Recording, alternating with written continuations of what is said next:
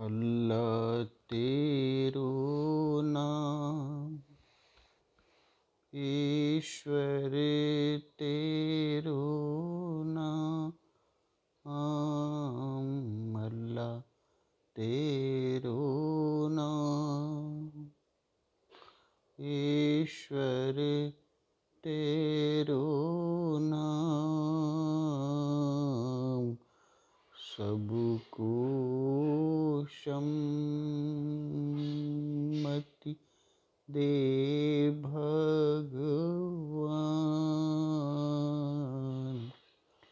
सबको सम्मति दे भगवान, अल्लाह तेरो नाम। अब मैं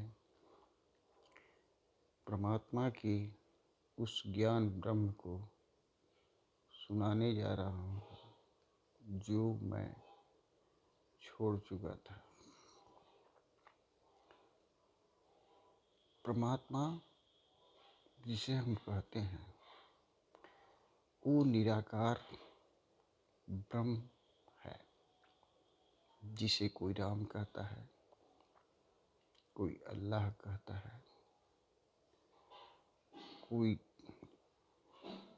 महाकाली, महालक्ष्मी, महासरस्वती कहता है।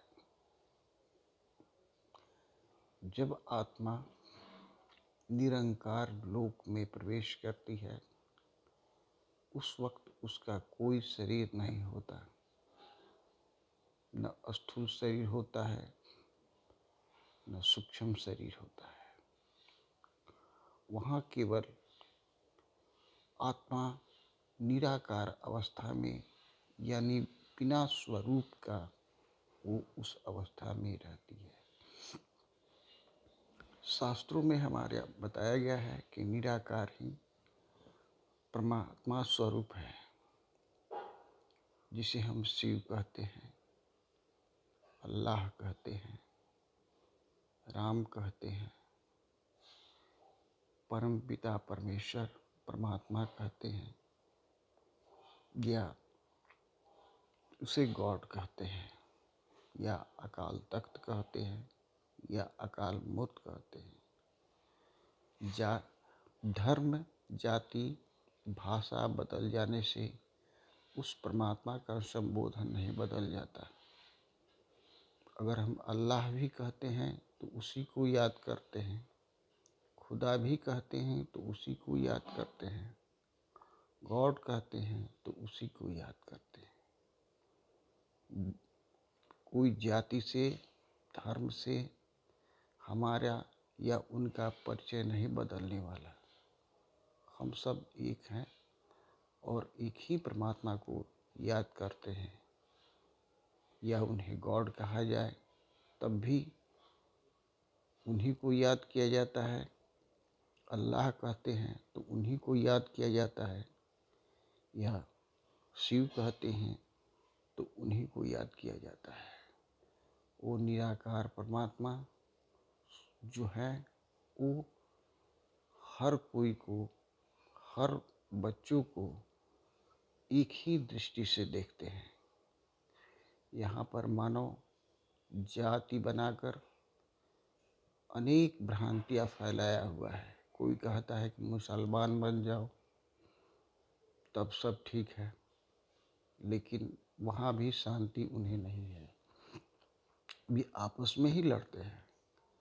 वहाँ भी वे जातिवाद पर कहते हैं कि मैं शिया हूँ तो मैं सुन्नी हूँ।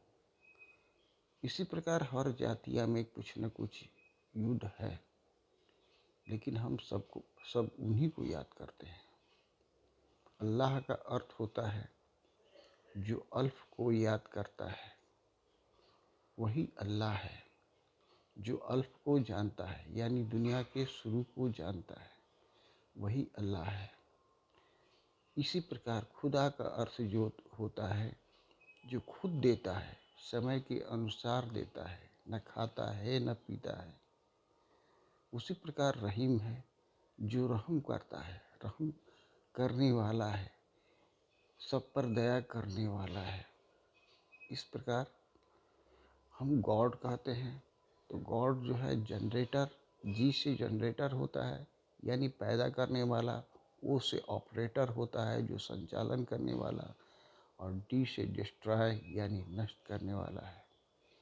इसी प्रकार हम शिव कहते हैं तो कहता है लोग कि सौ वासम ईश्वरम, जो 100 में वास करने वाला ईश्वर है यानी आत्मा, ये जो है वो शिव है।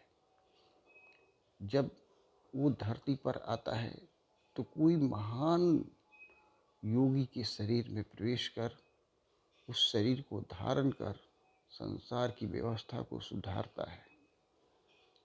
इस प्रकार जो है परमात्मा के बारे में अनेक भ्रांतियाँ हैं, फिर भी मनुष्य आपस में जानते हुए भी लड़ते हैं और ये लड़ाई उन्हें नहीं करनी चाहिए।